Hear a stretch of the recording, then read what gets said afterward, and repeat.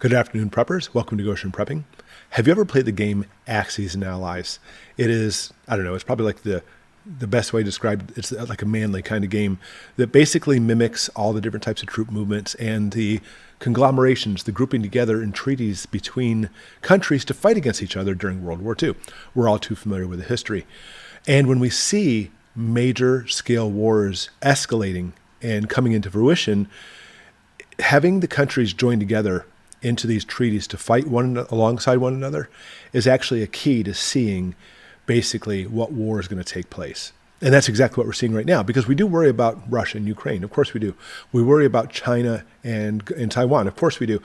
But it's these axes and allies, it's these groupings they have together that actually should be our true fear and a true indicator of what's coming.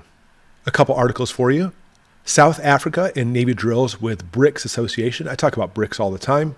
It started out simply as a financial conglomerate between Brazil, Russia, India, China, and South Africa. And in this article, Argentina is waiting to join as well. And they are conducting military drills. You can see that in this picture. It says they are strengthening relationships between Asian countries with South Africa, the leading voice on the African continent, and one of several African countries that abstained in the United Nations vote last year, deploring Russia's invasion.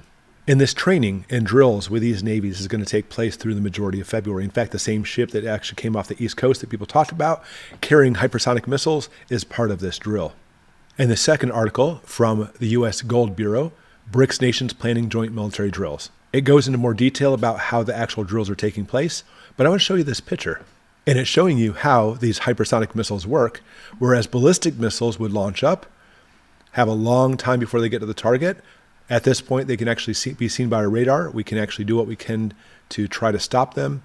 And these hypersonic missiles are exceedingly fast, much faster, and since they actually go toward the surface, they're barely detectable before they finally hit the target.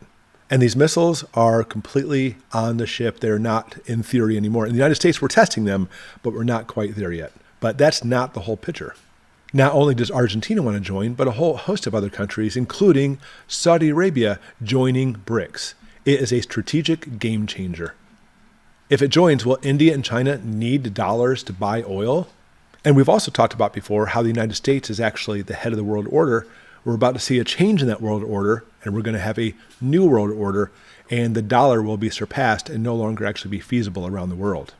And this one paragraph really sums up a lot of things that are going on. Saudi Arabia is seeking to reduce its reliance on a single country, us, and to increase its influence on the global stage. Listen to this. This can be seen as an effort to move away from traditional role as a provider of raw materials like oil and more toward an active role in shaping global events. And all of this is thanks to yours truly, the United States, practically speaking anyway, because we've actually had a huge amount of oil we purchased from them, bringing their GDP into the trillions, and now Saudi Arabia is a giant. And by the way, real quick, if you didn't know it, Saudi Arabia, we're not seeing like just increased wealth everywhere. There's actually, it turned into a huge wealth gap separation with a elite ruling class. And then the people who are not part of this oil conglomerate are making pennies. There's a lot of trouble there. And lastly, an opinion piece. Embracing MBS economy is in America's commercial and national security interest. MBS is actually the prime minister of Saudi Arabia. And Saudi Arabia is really cutting its ties to the United States. We're seeing this with a lot of countries, by the way.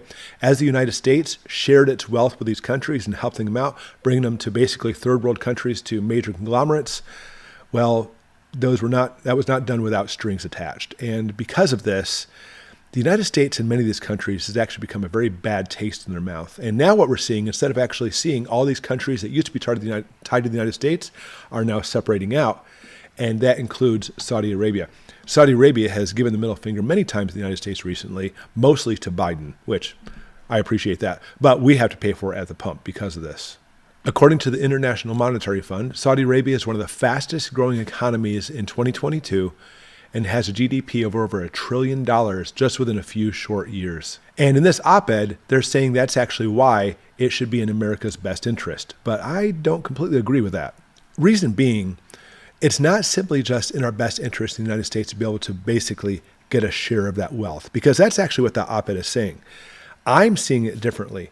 As we see BRICS literally in the face of the United States, name all those countries, and they're literally conglomerating together and now doing military drills all basically forming up a new adversary of the United States and the allies of the United States. And getting into their corner, Saudi Arabia. I really see them being part of this. And just like right now, we're not buying any oil from Russia. And just like right now, a lot of the oil from Russia is going to like India and China. We're going to see it, if this does go through, which it probably will, a new allies and axes and allies forming two sides in which Saudi Arabia will basically cut off all the oil supply to the United States, just like the rest of them. We're seeing countries taking sides heading into World War III. World War III is not going to simply be between two countries or three. We're going to see a huge division all across the planet, just like we saw in World War II. So no better time to prep than right now, because time is truly short.